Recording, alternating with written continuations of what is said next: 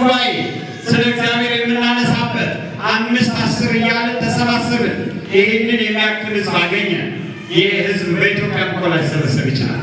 እግዚአብሔር በስደት ምድር ያልተወን እስራኤልን በባህር መካከል የመራ ለአባቶቻችን መና ከሰማይ ያዘነበ ውሃ ከዓለት ያፈለቀ የአባቶቻችን የእስራኤል አምላክ እግዚአብሔር ስሙ የተመሰገነ ይሁን። እናንተ ከምንተው ሕይወታችንን መተው ይሻላል ወደ እሳት የተወረወሩት ለአንበሳ የተሰጡት ቤተክርስቲያን የተመሰረተችው ለዛ ነው። እሺ ዛሬ ቤተክርስቲያንን በመመስረታችን እግዚአብሔር ስላደለን እናመሰግናለን። ቤተክርስቲያንን የመሰረተዋት ክርስቶስ በደሙ ከመሰረተ በኋላ ከፈተና ተለይታለች። በጣም የሚያስማጠር አድርገን የምንማርበት የወንጌል የእግዚአብሔር ቃል በትንቢተ ሐጌ ምዕራፍ 1 ቁጥር 8 ላይ የሚገኝ ቃል ነው። እንጨት አምጡ ቤቴንም ስሩ እኔም በዚያ እከብራለሁ። እንዴት ናችሁ? እንጨት አምጡ ቤቴንም ስሩ እኔም በዚያ እከብራለሁ የሚል የእግዚአብሔር ቃል አለ። እንደምታውቁት እግዚአብሔር ሰው በሰራው ሰው ባነጸው ቤት ውስጥ ገብቶ የሚከብር ቤቷ የታነጸለት የማይከብር አምላክ አይደለም። ክብሩ የባህሪው ነው። እግዚአብሔር ሰውን ከመፍጠሩ በፊት፣ እግዚአብሔር መላእክትን ከመፍጠሩ በፊት፣ እግዚአብሔር ዓለምን ከመፍጠሩ በፊት፣ እግዚአብሔር ሰማይና ምድር ሳይኖር በክብሩ የኖረ ክብሩ የባህሪው የኖረ አምላክ ነው። ጥንት የለውም፣ ማዕከላዊ የለውም፣ ፍጻሜ የለውም፣ ለዘላለም ይኖራል። ዘላለም የሚባል በእርሱ ዘንድ የማያልቅ የማይቋረጥ ነው።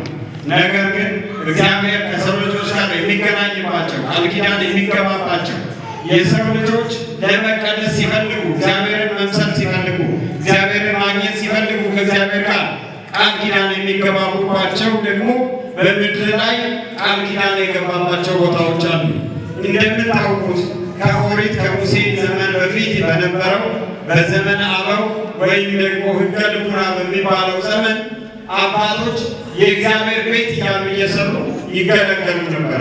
ያዕቆብ በሎዛ ከካራን ወደ ቤርሳቤህ በሚጓዝበት ጊዜ በዚያ ሎዛ በሚባል ቦታ ተንተርሶ የተኛውን ድንጋይ ዘይት በመቀባት ይህ የእግዚአብሔር ቤት ነው ብሎ ሰይሞት ነበር። ቤቴል ብሎ ቦታውን ሰይሞት ነበር። እንዴት ናችሁ? ከእኔ ጋር ናችሁ? ወደዚህ ነው። ልክ እንደዚሁ በዘመነ ኦሪት እግዚአብሔር በምኩራብ ከእስራኤል ጋር ይገናኝ ነበር። ያ ምኩራብ የእግዚአብሔር ታቦት ነበረበት።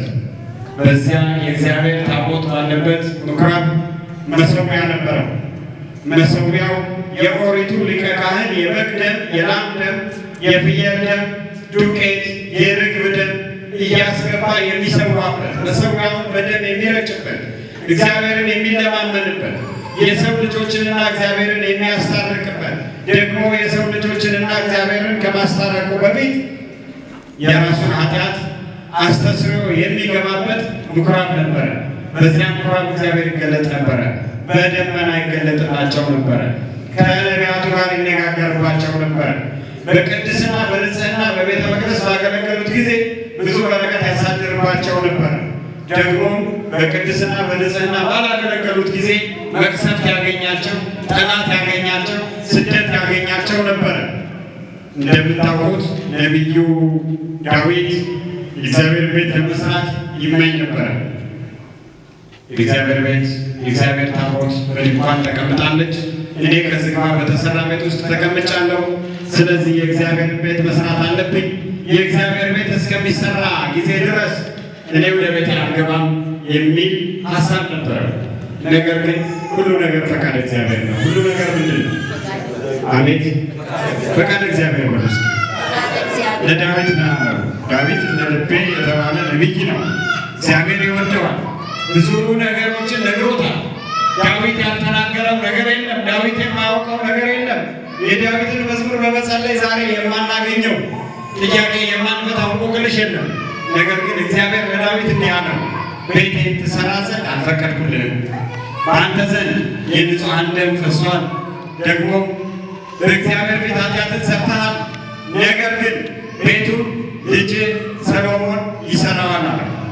የዳዊትን ጉዳይ ያነሳሁበት ምክንያት እግዚአብሔር ባይፈቅድላችሁ ኖሮ እንኳን እግዚአብሔር ቤት መግዛት ስለ እግዚአብሔር አታወሩም ነበር።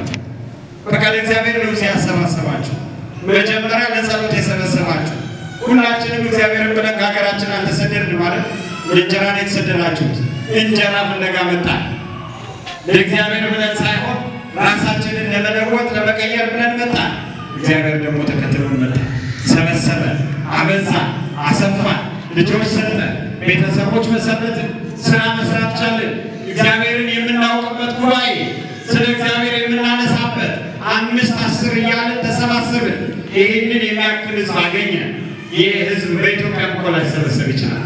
እግዚአብሔር በስደት ምድር ያልተወን፣ እስራኤልን በባህር መካከል የመራ፣ ለአባቶቻችን መና ከሰማይ ያዘነበ፣ ውሃ ከዓለት ያፈለቀ የአባቶቻችን የእስራኤል አምላክ እግዚአብሔር ስሙ የተመሰገነ ይሁን። እኔ ዛሬ የምነግራችሁ ፈቃድ እግዚአብሔር ብሎላችኋል። ፈቃድ እግዚአብሔር ባይሆን ዳዊትን ቤቴን አትሰራም፣ ከአንተ በኋላ የሚመጣው ልጅ ይሰራዋል ያለ አምላክ ከነ ኃጢአታችን፣ ከነ ውድቀታችን፣ ከነ ቆሻሻችን፣ ከነ ብዙ ለሰው ብንነግረው የሚያሳፍረን ሰው ፊት የማያቆመን ብዙ በደል ከነ መስራታችን እግዚአብሔር ፈቅዶልን የእግዚአብሔር ቤት ልንሰራ ቤት ገዛ። እግዚአብሔር ይመስገን። ይሄ በጣም ደስ ሊላችሁ የሚገባ ነገር ነው። እግዚአብሔር ፈቃድና ጊዜ አለው። ዳዊት ቤቱን አልሰራም። ከፍልስጤም ታቦቷን ይዞ መጥቷል። በአቢዳራ ቤት አስቀምጧታል። በታቦቷ ብዙ ኃይል አድርጓል፣ ብዙ ድል አድርጓል። ነገር ግን ቤቱን ለመስራት አልተፈቀደለትም። እግዚአብሔር ደግሞ ለእኔና ለእናንተ ፈቀደ። የኦሪት ዘመን አለፈ። የኦሪት ዘመን ካለፈ በኋላ ቤተ ክርስቲያን ተመጣች። ይህቺ ቤተ ክርስቲያን ክርስቶስ የመሰረታት በክርስቶስ ስም የምትጠራ ናት። በሳር ብንሰራት፣ በወርቅ ብንሰራት፣ በብረት ብንሰራው፣ በእንጨት በድንጋይ ብንሰራው፣ በውጭ ሀገር ቢኖር፣ በኢትዮጵያ ውስጥ ቢኖር፣ በገጠር ቢኖር፣ በከተማ ቢኖር ቤተ ክርስቲያን አንዲት ናት። ለዚያ ነው በጸሎተ ሃይማኖታችን አንዲት ክብርት ቤተ ክርስቲያን እናምናለን የምንለው። ምክንያቱም አንድነቷ በምንድን ነው? አምላኳ አንድ ነው። ሙሽራዋ ክርስቶስ ነው። እንዴት ናቸው? ክርስቶስ በዕለተ ዓርብ ስቅለቱ ነበር አይደለ? ነው አይደለ? መጽሐፍ ሰርጉ ብሎ ይጠራዋል። ምን አልኳችሁ? የበጉ ሰርግ ዕለተ ዓርብ ነው። እሱ ሙሽራ ነው። ሙሽራ ደግሞ አለችው። አንድ ሰው ሚስት እንደምትኖረው ሙሽራ እንደምትኖረው ሁሉ ክርስቶስ ቤተ ክርስቲያንን ሙሽራው አድርጎ መረጣት፣ ሙሽራው አድርጎ ወሰዳት። ያ በዕለተ ዓርብ የልቡ ደስታ ቀን፣ የሰርጉ ቀን ተብሎ በተጠራው ዕለት ደሙን አፍስሶ የመሰረታት ቤተ ክርስቲያን በኋለኛው ዘመን ሙሽራይቱን ሊነጥቃት ሊወስዳት ይመጣል። እስከዚያ ድረስ መሰብሰቢያችን ይሄ ዛሬ እናንተ የገዛችሁት ቤት፣ ዛሬ ሌሎች የመሰረቱት ቤተ ክርስቲያን። በቤተ ክርስቲያን መሰብሰብን የመሰለ ነገር የለም። ለዛ ነው ዳዊት አደርኩ እትገደፍ ውስተ ቤተ እግዚአብሔር እምንበር ውስተ ቤተ ኃጥአን፣ በኃጥአን ቤት ከመኖር ይልቅ በእግዚአብሔር ቤት እጣል ዘንድ መረጥኩኝ። በዚያ መኖር ነው። በዚህ መጣል ይሻላል። በዚህ ምድር ላይ መውደቅ ይሻላል። በእግዚአብሔር ቤት ብዙ ነገር አለ። ደህና ናቸው። እግዚአብሔር አምላክ ለዚህ ያሰባሰበን የተመሰገነ ይሁን። በቤተ እግዚአብሔር መሰብሰብን የመሰለ ነገር የለም። ቆሻሻችንን፣ ኃጢአታችንን፣ ምናችንን ሁሉ የምናራግፍበት አውሬዎች መስለን ገብተን፣ አጋንንት መስለን ገብተን ሰዎች ሆነን የምንወጣበት፣ ቆሽሸን ወደ ውሃ ገብተን ንጹሕ ሆነን እንደምንወጣ ሁሉ ከነ ኃጢአታችን መጠን የእግዚአብሔር ሰው ሆነን የምንወጣበት ነው። ክርስቶስ ሙሽራይቱን ሊወስዳት በመጣ ጊዜ ይሄ ህንፃው አይደለም ማለት ቤተክርስቲያን የምንሰበሰበው ቃል እግዚአብሔር የምንናገረው የአንድ ክርስቶስ ደም የሚፈስበት የአንድ ክርስቶስ ሥጋ የሚቆረስበት ነው ቤተክርስቲያን። አንድ ሰው ነበሩ አሉ ከኔ ጋር ናቸው። እውቀት ዳንዘናቀ ነው ለኔ ሞቀኝ እናንተ አካባቢያቸው አንድ ሰው ነበሩ አሉ። ትልቅ ሰው ናቸው። እግዚአብሔርን ይወዱታል። ከቤተ እግዚአብሔር አይከፍልም። ከሕፃንነታቸው ጀምሮ ቅድም የልጅነት አምላክ ስትሉ ነበር። የልጅነታቸውን አምላክ ያውቁታል እኚህ ሰው እና በቤተ እግዚአብሔር መጽሐፍ ያነባሉ፣ ይሰማሉ፣ ወንጌል ይማራሉ። አረጁ። ሰው ያረጃል፣ እግዚአብሔር ደግሞ በቤቱ የሚሰበሰበውን እድሜ ይሰጠዋል። ረጅም እድሜ ሰጣቸው። ቤቱ አሉ መንቀሳቀስ አቃታቸው። በሰው ሸክም መጓዝ ጀመሩ። ይልቅ በሰው ሸክም አድርገን የምንማርበት የወንጌል የእግዚአብሔር ቃል በትንቢተ ሐጌ ምዕራፍ 1 ቁጥር 8 ላይ የሚገኝ ቃል ነው። እንጨት አምጡ፣ ቤቴንም ስሩ፣ እኔም በዚያ እከብራለሁ። እንዴት ናችሁ?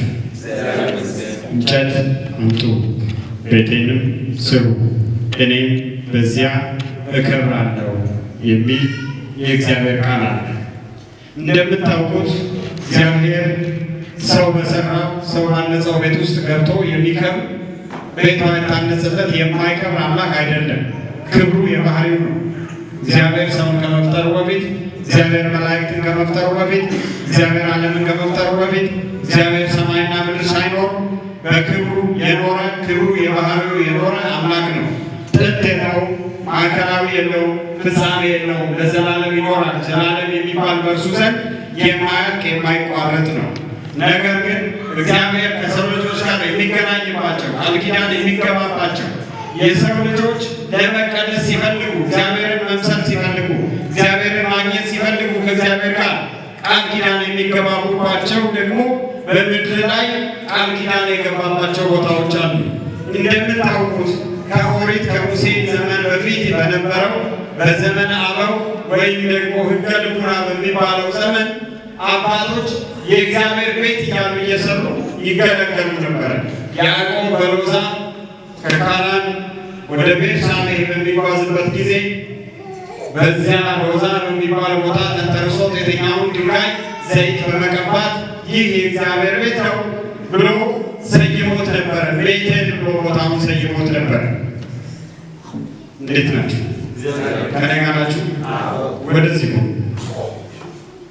ልክ እንደዚሁ በዘመነ ኦሪት እግዚአብሔር በምኩራብ ከእስራኤል ጋር ይገናኝ ነበረ።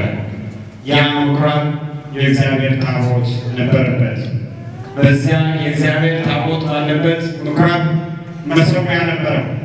መሠዊያው የኦሪቱ ሊቀ ካህን የበግ ደም፣ የላም ደም፣ የፍየል ደም፣ ዱቄት፣ የርግብ ደም እያስገባ የሚሰዋበት፣ መሠዊያውን በደም የሚረጭበት፣ እግዚአብሔርን የሚለማመንበት፣ የሰው ልጆችንና እግዚአብሔርን የሚያስታርቅበት፣ ደግሞ የሰው ልጆችንና እግዚአብሔርን ከማስታረቁ በፊት የራሱን ኃጢአት አስተስርዮ የሚገባበት ምኩራብ ነበረ። በዚያ ምኩራብ እግዚአብሔር ይገለጥ ነበረ። በደመና ይገለጥላቸው ነበረ። ከነቢያቱ ጋር ይነጋገርባቸው ነበረ። በቅድስና በንጽህና በቤተ መቅደስ ባገለገሉት ጊዜ ብዙ በረከት ያሳድርባቸው ነበር። ደግሞ በቅድስና በንጽህና ባላገለገሉት ጊዜ መቅሰፍት ያገኛቸው፣ ጠላት ያገኛቸው፣ ስደት ያገኛቸው ነበረ። እንደምታውቁት ነቢዩ ዳዊት የእግዚአብሔር ቤት ለመስራት ይመኝ ነበረ። የእግዚአብሔር ቤት የእግዚአብሔር ታቦት በድንኳን ተቀምጣለች። እኔ ከዝግባ በተሰራ ቤት ውስጥ ተቀምጫለሁ። ስለዚህ የእግዚአብሔር ቤት መስራት አለብኝ። የእግዚአብሔር ቤት እስከሚሰራ ጊዜ ድረስ እኔ ወደ ቤት አልገባም የሚል ሀሳብ ነበረ። ነገር ግን ሁሉ ነገር ፈቃድ እግዚአብሔር ነው። ሁሉ ነገር ምንድን ነው? አቤት ፈቃድ እግዚአብሔር ነው። ለዳዊት ነው። ዳዊት እንደ ልቤ የተባለ ነቢይ ነው። እግዚአብሔር ይወደዋል። ብዙ ነገሮችን ነግሮታል።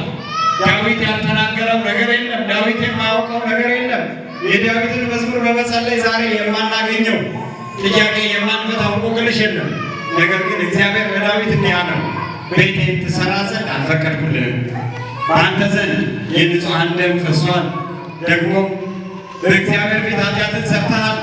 ነገር ግን ቤቱን ልጅ ሰሎሞን ይሰራዋል አለ። የዳዊትን ጉዳይ ያነሳሁበት ምክንያት እግዚአብሔር ባይፈቅድላችሁ ኖሮ እንኳን እግዚአብሔር ቤት መግዛት ስለ እግዚአብሔር አታወቁም ነበር። ፈቃድ እግዚአብሔር ነው ሲያሰባሰባችሁ፣ መጀመሪያ ለጸሎት የሰበሰባችሁ። ሁላችንም እግዚአብሔርን ብለን ከሀገራችን አልተሰደድን ማለት እንጀራ ነው የተሰደዳችሁት። እንጀራ ፍለጋ መጣን። ለእግዚአብሔር ብለን ሳይሆን ራሳችንን ለመለወጥ ለመቀየር ብለን መጣን። እግዚአብሔር ደግሞ ተከትሎን መጣ፣ ሰበሰበ፣ አበዛ፣ አሰፋን፣ ልጆች ሰጠን፣ ቤተሰቦች መሰረትን፣ ስራ መስራት ቻለን። እግዚአብሔርን የምናውቅበት ጉባኤ፣ ስለ እግዚአብሔር የምናነሳበት 5 10 እያለን ተሰባሰብን። ይህንን የሚያክል ህዝብ አገኘ። ይህ ህዝብ በኢትዮጵያ እኮ ላይሰበሰብ ይችላል። እግዚአብሔር በስደት ምድር ያልተወን፣ እስራኤልን በባህር መካከል የመራ፣ ለአባቶቻችን መና ከሰማይ ያዘነበ፣ ውሃ ከዓለት ያፈለቀ የአባቶቻችን የእስራኤል አምላክ እግዚአብሔር ስሙ የተመሰገነ ይሁን። እኔ ዛሬ የምነግራችሁ ፈቃድ እግዚአብሔር ሆኖላችኋል። ፈቃድ እግዚአብሔር ባይሆን ዳዊትን ቤቴን አትሰራም፣ ከአንተ በኋላ የሚመጣው ልጅ ይሰራዋል ያለ አምላክ ከነ ኃጢአታችን፣ ከነ ውድቀታችን፣ ከነ ቆሻሻችን፣ ከነ ብዙ ለሰው ብንነግረው የሚያሳፍረን ሰው ፊት የማያቆመን ብዙ በደል ከነ መስራታችን እግዚአብሔር ፈቅዶልን የእግዚአብሔር ቤት ልንሰራ ቤት ገዛ። እግዚአብሔር ይመስገን። ይሄ በጣም ደስ ሊላቸው የሚገባ ነገር ነው። እግዚአብሔር ፈቃድና ጊዜ አለው። ዳዊት ቤቱን አልሰራም። ከፍልስጤም ታቦቷን ይዞ መጥቷል። በአቢዳራ ቤት አስቀምጧታል። በታቦቷ ብዙ ኃይል አድርጓል፣ ብዙ ድል አድርጓል። ነገር ግን ቤቱን ለመስራት አልተፈቀደለትም። እግዚአብሔር ደግሞ ለእኔና ለእናንተ ፈቀደ። የኦሪት ዘመን አለፈ። የኦሪት ዘመን ካለፈ በኋላ ቤተ ክርስቲያን ተብላ መጣች። ይቺ ቤተ ክርስቲያን ክርስቶስ የመሰረታት በክርስቶስ ስም የምትጠራ ናት። በሳር ብንሰራት፣ በወርቅ ብንሰራት፣ በብረት ብንሰራው፣ በእንጨት በድንጋይ ብንሰራው፣ በውጭ ሀገር ቢኖር፣ በኢትዮጵያ ውስጥ ቢኖር፣ በገጠር ቢኖር፣ በከተማ ቢኖር ቤተ ክርስቲያን አንዲት ናት። ለዚያ ነው በጸሎተ ሃይማኖታችን በአንዲት ክብርት ቤተ ክርስቲያን እናምናለን የምንለው። ምክንያቱም አንድነቷ በምንድን ነው? አምላኳ አንድ ነው። ሙሽራዋ ክርስቶስ ነው። እንዴት ናቸው? ክርስቶስ በዕለተ ዓርብ ስቅለቱ ነበር አይደለ? ነው አይደለም? መጽሐፍ ሰርጉ ብሎ ይጠራል። ምን አልኳችሁ? የበጉ ሰርግ ዕለተ ዓርብ ነው። እሱ ሙሽራ ነው። ሙሽራ ደግሞ አለችው። አንድ ሰው ሚስት እንደምትኖረው ሙሽራ እንደምትኖረው ሁሉ ክርስቶስ ቤተ ክርስቲያንን ሙሽራው አድርጎ መረጣት፣ ሙሽራው አድርጎ ወሰዳት። ያ በዕለተ ዓርብ የልቡ ደስታ ቀን፣ የሰርጉ ቀን ተብሎ በተጠራው ዕለት ደሙን አፍስሶ የመሰረታት ቤተ ክርስቲያን በኋለኛው ዘመን ሙሽራይቱን ሊነጥቃት ሊወስዳት ይመጣል። እስከዚያ ድረስ መሰብሰቢያችን ይሄ ዛሬ እናንተ የገዛችሁት ቤት፣ ዛሬ ሌሎች የመሰረቱት ቤተ ክርስቲያን። በቤተ ክርስቲያን መሰብሰብን የመሰለ ነገር የለም። ለዛ ነው ዳዊት አብደርኩ እትገደፍ ውስተ ቤተ እግዚአብሔር እምንበር ውስተ ቤተ ኃጥአን፣ በኃጥአን ቤት ከመኖር ይልቅ በእግዚአብሔር ቤት እጣል ዘንድ መረጥኩኝ። በዚያ መኖር ነው። በዚህ መጣል ይሻላል። በዚህ ምድር ላይ መውደቅ ይሻላል። በእግዚአብሔር ቤት ብዙ ነገር አለ። ደህና ናቸው። እግዚአብሔር አምላክ ለዚህ ያሰባሰበን የተመሰገነ ነው። በቤተ እግዚአብሔር መሰብሰብን የመሰለ ነገር የለም። ቆሻሻችንን፣ ኃጢአታችንን፣ ምናችንን ሁሉ የምናራግፍበት አውሬዎች መስለን ገብተን፣ አጋንንት መስለን ገብተን ሰዎች ሆነን የምንወጣበት፣ ቆሽሸን ወደ ውሃ ገብተን ንጹሕ ሆነን እንደምንወጣ ሁሉ ከነ ኃጢአታችን መጠን የእግዚአብሔር ሰው ሆነን የምንወጣበት ነው። ክርስቶስ ሙሽራይቱን ሊወስዳት በመጣ ጊዜ ይሄ ህንፃው አይደለም ማለት ቤተክርስቲያን የምንሰበሰበው ቃል እግዚአብሔር የምንናገረው የአንድ ክርስቶስ ደም የሚፈስበት የአንድ ክርስቶስ ሥጋ የሚቆረስበት ነው ቤተክርስቲያን። አንድ ሰው ነበሩ አሉ ከኔ ጋር ናቸው። ሙቀት ዳንዘናካ ነው ለኔ ሙቀት እናንተ አካባቢያቸው አንድ ሰው ነበሩ አሉ። ትልቅ ሰው ናቸው። እግዚአብሔርን ይወዱታል። ከቤተ እግዚአብሔር አይጠፉም። ከሕፃንነታቸው ጀምሮ ቅድም የልጅነት አምላክ ስትሉ ነበር። የልጅነታቸውን አምላክ ያውቁታል እኚህ ሰው እና በቤተ እግዚአብሔር መጽሐፍ ያነባሉ፣ ይሰማሉ፣ ወንጌል ይማራሉ፣ አረጁ። ሰው ያረጃል። እግዚአብሔር ደግሞ በቤቱ የሚሰበሰበውን እድሜ ይሰጠዋል። ረጅም እድሜ ሰጣቸው። ቤቱ አሉ። መንቀሳቀስ አቃታቸው። በሰው ሸክም መጓዝ ጀመሩ። ይልቅ በሰው